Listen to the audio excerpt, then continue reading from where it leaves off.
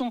Lui, sa chanson favorite, en tout cas sa musique favorite, c'est bien sûr Viva Plus, celle de Viva Plus, mais également le vrombissement des moteurs. Marc Lebrun. Bon jeudi sur Viva Plus. Marc Lebrun est des nôtres comme chaque jeudi. Bonjour Marc.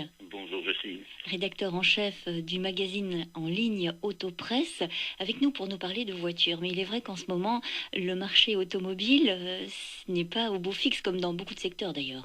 Mais il est un petit peu au ralenti. Vous savez, l'industrie automobile, comme bien d'autres secteurs par ailleurs, est elle aussi frappée de plein fouet par le coronavirus. De ce fait, les communiqués de presse sont de plus en plus rares, les nouveautés sont postposées, je ne vous parle même pas des essais routiers, tout simplement impossible en période de confinement. Vous allez quand même nous proposer une chronique aujourd'hui. Oui, bien sûr. Comme je suis un garçon volontaire et totalement dévoué à la cause de Viva Plus, vous le savez, il m'était impossible d'imaginer les gentils auditeurs de ma chronique privés de ma petite bafouille hebdomadaire et surtout sans entendre le son de ma voix. On est accroché à vos lèvres. Magnifique. Et si je vous proposais quelques brèves nouvelles du front de l'automobile? En voilà une idée qu'elle est bonne. Partons d'abord du côté de chez Renault, qui propose désormais sur sa nouvelle Clio et son nouveau Captur un moteur bicarburation, essence et LPG, le TCE 100 LPG. C'est un petit 3 cylindres turbo qui émet environ 8% de CO2 en moins que la motorisation essence équivalente. Pas mal.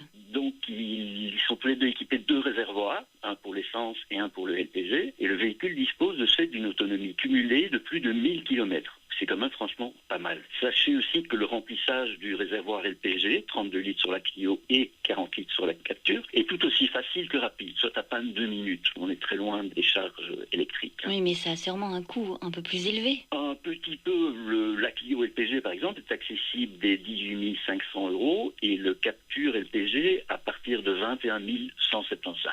C'est encore abordable. On était chez Renault, on va passer chez Kia. Puisque celui-ci remporte avec son X-Seed, son nouveau crossover urbain, le prix du design produit Red Dot 2020, ce qui porte à 25 le nombre total de récompenses Red Dot décernées à la marque depuis 2009. Beau palmarès. Oui, c'est un véhicule qui associe la praticité d'un SUV compact au format sportif et au comportement plaisant d'une berline. Elle a été commercialisée en Europe au second semestre 2019 avec plus de 20 000 exemplaires vendus à ce jour. Une nouvelle variante électrique de cette voiture, la X-Seed Plug-in Hybrid, a été lancée au premier trimestre 2020. Alors, même trophée du côté de chez Mazda, puisque les nouveaux Mazda CX-30, un SUV compact 100% électrique, et le MX-30 ont tous deux été primés par un prix Red Dot Product Design 2020.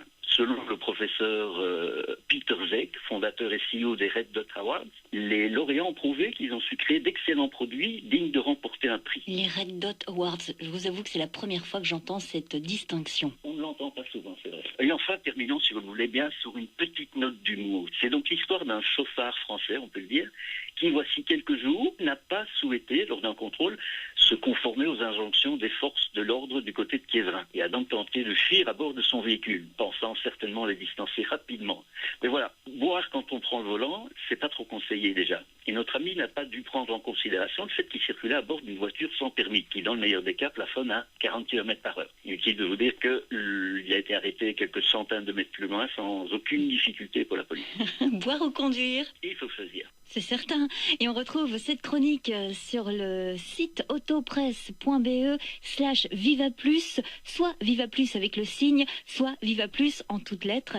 Et on retrouvera bien sûr prochainement Marc Lebrun pour d'autres nouvelles concernant l'automobile, avec toujours cette touche d'humour qui est propre à notre journaliste, à notre rédacteur en chef du magazine Autopresse. Michel Delpech, le